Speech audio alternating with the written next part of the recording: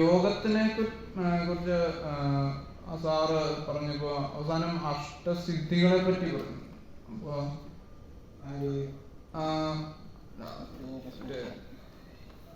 അദ്വൈതവും യോഗം യോഗദർശനം ആ ഒരു കോൺസെപ്റ്റിനെ പറ്റിയും കൂടെ പറഞ്ഞായിരുന്നു. അപ്പോൾ അതിൽ അവസാനം അഷ്ടസിദ്ധികളെ പറ്റി പറഞ്ഞു.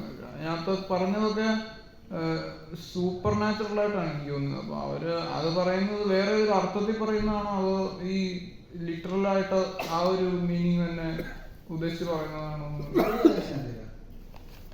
യോഗത്തിന്റെ അവസാനം അഷ്ടസിദ്ധികൾ, യോഗം ഫോളോ ചെയ്യുന്നവർക്ക് അവസാനം അറ്റൈൻ ചെയ്യുന്ന എന്ന് പറഞ്ഞാൽ വെയിറ്റ് കുറയ്ക്കാൻ പറ്റും, പിന്നെ ചെറുതാവാൻ പറ്റും, വലുതാവാൻ പറ്റും എന്നൊക്കെ പറയുന്നു. പിന്നെ ആവശ്യമുള്ള സാധനങ്ങളൊക്കെ കിട്ടിക്കൊണ്ടിരിക്കുമെന്ന് സാർ പറഞ്ഞു. പിന്നെ നമുക്ക് ഇഷ്ടമുള്ളത്തോളം ആഗ്രഹിക്കാൻ പറ്റുമെന്നൊക്കെ പറഞ്ഞു. പക്ഷെ അങ്ങനെയൊക്കെയുള്ളത് യോഗത്തിന്റെ ആ ഒരു ഈ കോൺസെപ്റ്റിന് തന്നെ എതിരായിട്ടുള്ളത്. ആവശ്യത്തിൽ കൂടുതൽ ആഗ്രഹിക്കരുതെന്നൊക്കെ തന്നെയാണ് അവരുടെ കൺട്രോളിങ് ദ സെൻസസ്. ആഗ്രഹങ്ങളൊക്കെ കുറച്ച് വയ്ക്കുക എന്നുള്ളത് അവരുടെ ഒരു കൺട്രോൾഡ് ലൈഫിന്റെ ഒരു ഭാഗം. ഇപ്പൊ ചെയ്തുകൊണ്ടിരിക്കുന്നത് എന്താണ്? ഇതാണ് നമ്മൾ നമുക്ക് ആഗ്രഹമുള്ള നമ്മുടെ ഈവോടെ ചില പ്രോംപ്റ്റിങ്സ് അക്കംപ്ലിഷ് ചെയ്യാൻ വേണ്ടി, അത് നേടിയെടുക്കാൻ വേണ്ടി, സാക്ഷാത്കരിക്കാൻ വേണ്ടി ഉള്ള സംവിധാനങ്ങളിലേക്ക് നമ്മുടെ ശരീരത്തെ പ്രേരിപ്പിച്ചുകൊണ്ടിരിക്കുന്നില്ലേ? ഉണ്ടോ ഇല്ലയോ? നമുക്കങ്ങനെ സഹജമായിരിക്കുന്ന ആഗ്രഹങ്ങൾ ഇല്ലാതാവുമ്പോൾ വീണ്ടും ഞാൻ നേരത്തെ പറഞ്ഞ ആ ബ്രെയിൻ്റെ ജോലി ബ്രെയിൻ ചെയ്യും. അതിനെന്തെങ്കിലും ചെയ്തുകൊണ്ടിരുന്നാലേ ഉള്ളൂ. അപ്പോൾ അത് ഈ അഭൗമമായിരിക്കുന്ന സാധ്യതകളിലേക്ക് ശരീരം വളർന്നു തുടങ്ങും. ഇതാണ് സിമ്പിൾ. അപ്പം ഈ പറഞ്ഞ പോലുള്ള സിദ്ധികളുണ്ടാകും.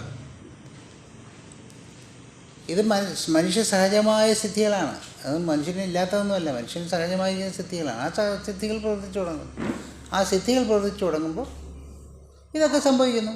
അത് യോഗമാർഗത്തിൽ ആദ്യം പറഞ്ഞിരിക്കുന്ന കാര്യങ്ങൾക്ക് വിരുദ്ധമായിരിക്കും. താങ്കൾ പറഞ്ഞ പോലെ ശരിയായിരിക്കും. പക്ഷെ ശരീരത്തിൻ്റെ പ്രകൃതമാണ്. ശരീരത്തിനകത്തിരിക്കുമ്പോൾ ഉള്ള സംഗതികളാണ് ഇതൊക്കെ നടന്നുകൊണ്ടിരിക്കുന്നത്. നമുക്ക് ആഹാരമൊന്നും വേണ്ട, ആഹാരത്തിൽ താല്പര്യമില്ല. പക്ഷെ ശരീരത്തിന് ആഹാരത്തിൽ താല്പര്യപ്പെടാനുള്ള ഒരു ധർമ്മം ശരീരത്തിനകത്തുണ്ട്. ആഹാരമൊക്കെ കാണിച്ച് കഴിച്ച് സുഖമായിട്ട് ജീവിക്കണം. അപ്പോൾ അങ്ങനെ പറ്റാതാവുമ്പം അത്തരത്തിലുള്ള ഇന്ദ്രിയ വിഷയങ്ങളിലേക്ക് മനസ്സ് വ്യാപരിപ്പിക്കാനുള്ള കഴിവ് ഉണ്ടാകുകയും ഈ യോഗസിദ്ധി കൊണ്ട് മറ്റേതെല്ലാം അടങ്ങിയിരിക്കുന്നതുകൊണ്ട് അങ്ങനെയുള്ള എല്ലാ ആഗ്രഹങ്ങളും നേടിയെടുക്കുകയും ആര് ചെയ്യും? മനസ്സ് ചെയ്യും. അത്രയേ ഉള്ളൂ. ഇപ്പോൾ താങ്കൾ വിചാരിക്കുന്ന ഒരു കാര്യം, മനസ്സ് ആഗ്രഹിക്കുന്നൊരു കാര്യം അപ്പം തന്നെ നേടിയെടുക്കാനുള്ള ഇത് ഇട്ട് കഴിഞ്ഞു. ഏതാ? കപ്പലിന് കീലിടുക എന്ന് പറയുന്നത് അറിയാമോ? കപ്പലിന് ബേസ് ഉണ്ടാക്കുന്നതിന് കപ്പലിന് കീലിടുക എന്നോ, അതിൻ്റെ മുകളിലാണ് കപ്പൽ നിർമ്മിക്കുന്നത് എന്ന് പറഞ്ഞാൽ അതിൻ്റെ ഫൗണ്ടേഷൻ ഇട്ട് കഴിഞ്ഞു. പിന്നെ അതിനാവശ്യമായ എല്ലാ അസംസ്കൃതമായിരിക്കുന്ന കാർമ്മികമായിരിക്കുന്ന സാധ്യതകളും ഇങ്ങനെ വലിച്ചിരിക്കുന്നത് മനസ്സ്. താങ്കൾക്കിപ്പോൾ ഒരു രാജാവാകണം എന്ന് തോന്നിക്കഴിഞ്ഞാൽ രാജാവാകാൻ വേണ്ടിയുള്ള എല്ലാ സംസ്കൃത കർമ്മങ്ങളെയും അതിങ്ങനെ വരിച്ചുകൊണ്ടിരിക്കും. രാജാക്കന്മാരിൽ നിന്നുള്ള കർമ്മങ്ങളോ അല്ലെങ്കിൽ ഭരണകർത്താക്കളിൽ നിന്നുള്ള കർമ്മങ്ങളോ ഇങ്ങനെല്ലാം വലിച്ച് താങ്കളെ ഒരു രാജാവാക്കിയിട്ട് മാത്രമേ ആര് വിശ്രമിക്കുകയുള്ളൂ? മനസ്സ് വിശ്രമിക്കുകയുള്ളൂ. ഇതാണ് സത്യം. അതാണ് നമ്മുടെ കർമ്മങ്ങൾ എന്ന് പറയുന്നത്. നമ്മുടെ കർമ്മങ്ങൾ എന്ന് പറയുന്നത് നമ്മുടെ സാധ്യതയാണ്. നമ്മളാണ് ഇത് മുഴുവൻ സൃഷ്ടിക്കുന്നതെന്ന് പറഞ്ഞുകൊണ്ടിരിക്കുന്നതിൻ്റെ കാര്യമൊന്നുമില്ല. നമ്മൾ ഒരു കാര്യം ആഗ്രഹിച്ചു കഴിഞ്ഞാൽ അത് നടന്നിരിക്കും. കാലം ചിലപ്പോൾ നമുക്ക് വേണ്ടാത്തപ്പോഴായിരിക്കും നടക്കുന്നത്. ഒരു വ്യക്തിയെ നമ്മുടെ ജീവിതത്തിലേക്ക് കൊണ്ടുപോകണം എന്ന് നമ്മൾ ആഗ്രഹിക്കുകയാണെങ്കിൽ അത് അപകടകരമായിരിക്കുന്ന ഒരു തീരുമാനമാണ്. എങ്ങനെ? ഇതിൻ്റെ അപകടം അപ്പോഴറിയില്ല, പക്ഷെ പിന്നീട് അറിയും.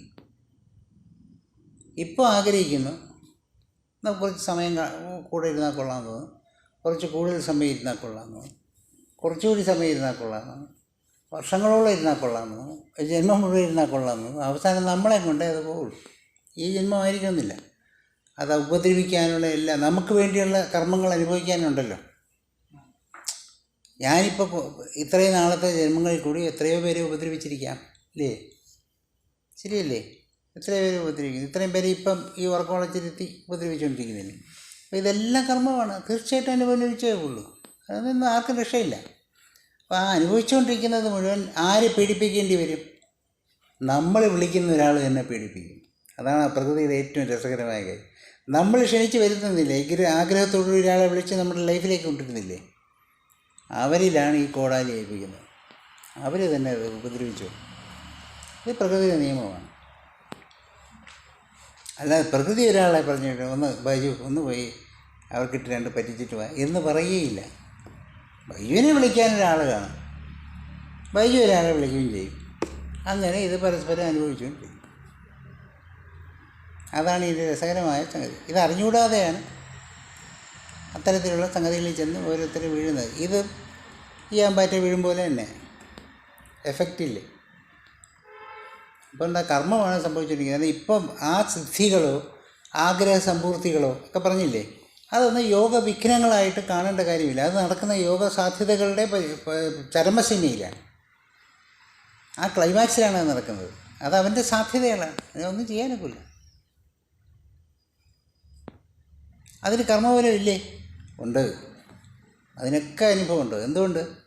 പ്രകൃതിയിലെ നിയമങ്ങളെ പലപ്പോഴും എടുത്ത് അമ്മാനമാടുന്നുണ്ട്. അപ്പോൾ അതിനൊക്കെ അനുഭവം ഉണ്ടാകും. മനസ്സിലായോ?